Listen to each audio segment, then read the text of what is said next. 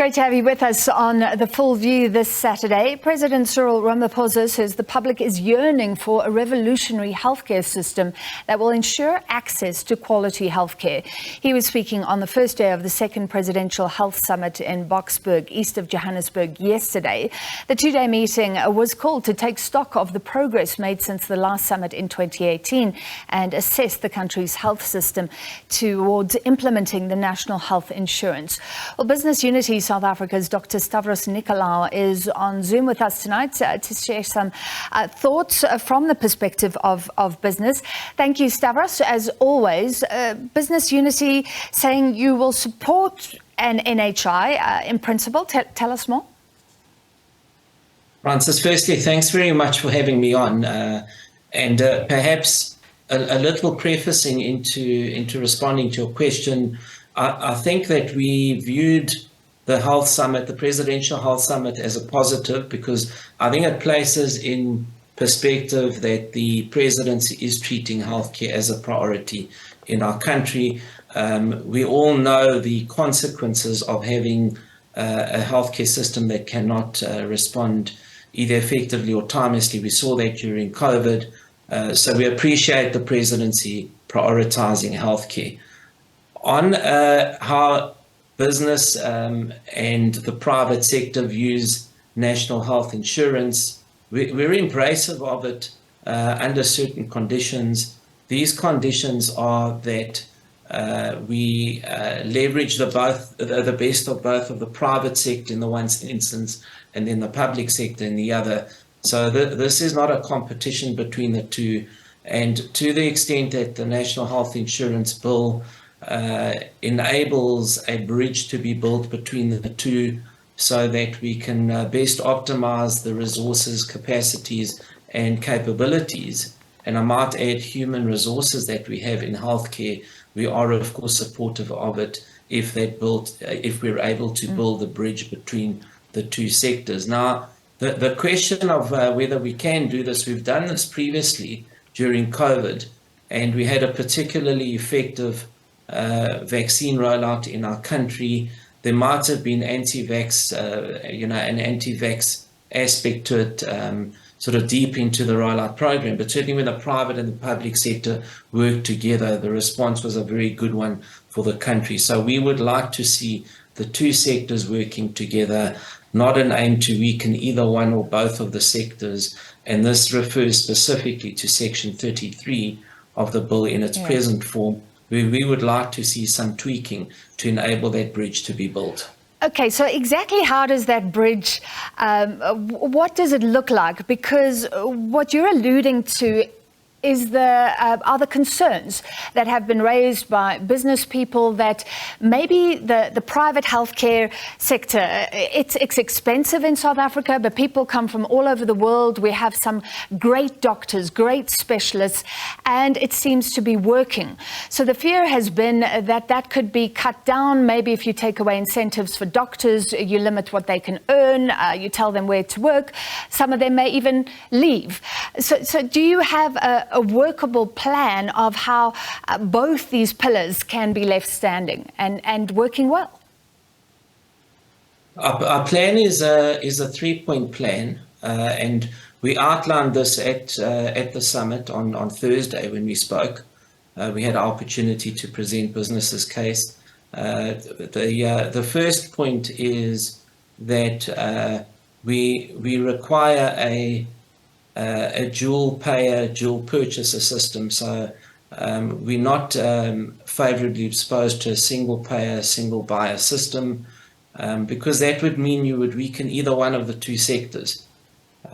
Second point is that we would like to leverage the capacity that exists in the private sector to service both public and private patients. Case in point is if we have reform of the medical schemes, and this is very much the domain of the Medical Schemes Act and the Council for Medical Schemes, to enable the private sector to take on those that are employed either informally or formally who don't have cover at this point in time or who cannot afford cover.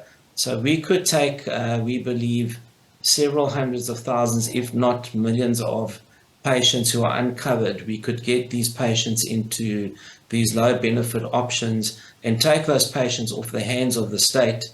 And the state rightfully says that it cannot cope with the current budgets. There's not a single minister or MEC in health that doesn't complain about stretched budgets and in real terms decreasing budgets. So if we can take these patients off the hands of the state, we can service them in the private sector. And secondly, it will allow the public sector to do more with a budget that covers fewer people. And then the final point is, we acknowledge as a private sector, and you made this point earlier, Francis, that there are also some efficiency issues in the private sector, and those are best addressed, we believe, through the health market inquiry, which was completed about 3.5 years ago. So we are calling for the implementation of the health market inquiry. We believe that if you get that overall as a package, that is a very good start into national health insurance. And certainly we are supportive of an NHI fund being created so that public sector patients can be serviced on a contract basis between the private and the public sector in the private sector. Yeah. There is another concern about the national health insurance, and that is conditions right now in public hospitals where effectively everybody should have access, right? And it should be quality service already, but it's not. So we're coming up with a plan to make something bigger that some would argue is not working right now. And my question to you, is that becoming a real risk to business?